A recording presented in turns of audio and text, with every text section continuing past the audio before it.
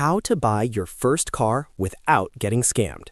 5 minutes on the psychology of the dealership floor and how to use it against them. There's a reason buying a car feels so exhausting. It's not an accident.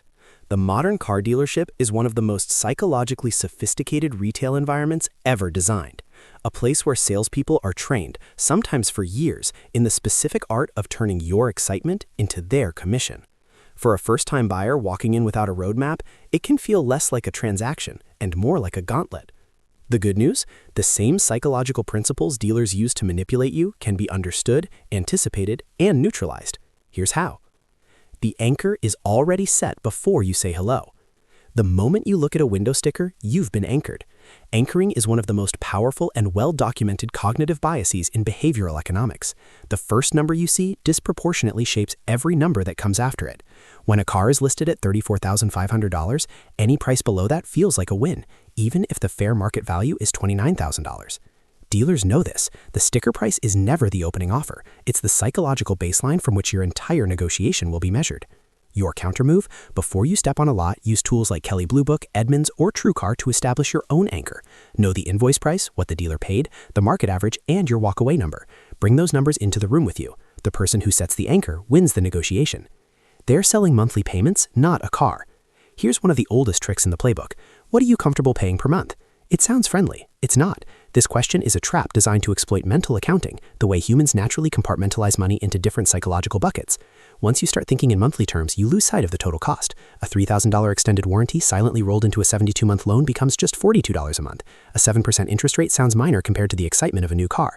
By the time you're signing, you could be paying $12,000 more than the car is worth, and you'll barely feel it because it arrived in small, comfortable doses. Your countermove? Always negotiate the out-the-door price, not the monthly payment. Calculate total cost of ownership before you walk in. Purchase price, estimated interest, insurance, plus maintenance. The full number is the only number that matters. The clock is a weapon. You've been at the dealership for 3 hours. You've test-driven the car, eaten the complimentary popcorn, and told the salesperson twice that you love it. The salesperson disappears to talk to their manager. You wait, you get tired, you get emotionally committed. This is by design. Two psychological forces are working against you simultaneously. First, the sunk cost fallacy. The time you've already spent creates an irrational motivation to justify it with a purchase. Second, commitment and consistency. The more small yeses you've given, yes, I love the color, yes, the seats are comfortable, yes, this feels right, the more internal pressure you feel to stay consistent with what you've already said. The manager visit is almost always theater. It's a waiting technique designed to wear down your resistance. Your countermove? Give yourself a hard out. Tell yourself, and ideally your companion, before entering the lot that you will not sign anything on the first visit. Removing the option of same-day purchase dissolves both the sunk cost pressure and the escalating commitment. The best decision you can make is the one you sleep on. Scarcity is usually a lie. There's actually someone else coming to look at this one this afternoon. This color only comes in once every few months. The financing rate we found you is only good through today. These are applications of scarcity and loss aversion, the psychological reality that humans are roughly twice as motivated by the fear of losing something as they are by the prospect of gaining something equivalent. Dealers don't just want you to want the car, they want you to fear losing it. Most of these scarcity claims are manufactured. Dealers move inventory constantly. Financing rates are not magical unicorns that evaporate at midnight. If a deal is real, it will survive 24 hours. Your countermove? Treat any urgency cue as a signal to slow down, not speed up. Real deals don't require snap decisions. If they're pushing hard, ask yourself, what are they afraid I'll figure out if I wait? The finance office is the final boss. You've survived the floor, you agreed on a price. Now a new person, calmer, more professional, seated behind a desk, walks you through paperwork. This is the finance and insurance office, and it's where dealerships frequently make more profit than on the car itself.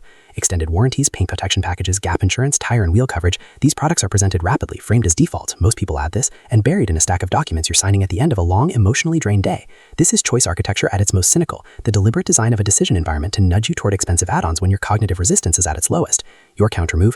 Research these products before you arrive. Gap insurance, for example, is often available through your own auto insurer for a fraction of the dealership price. Extended warranties can often be purchased later. Say no to everything in the finance office on principle, then evaluate what you actually want on your own time. The most powerful tool you have? Across all of these tactics, the anchors, the urgency, the fatigue, the add-ons, there is one single countermeasure that neutralizes nearly all of them. Be willing to walk away. This is not a bluff. It is the only genuine source of power a buyer has.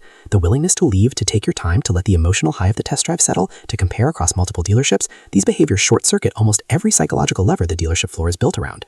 Information is your armor, patience is your weapon, and the realization that you are the one with the money, the one they need to close, is the mindset shift that turns an intimidating experience into an empowered one. The car will be there tomorrow. The deal you make in calm, informed confidence will serve you every single month for the next several years. That's worth a little extra time.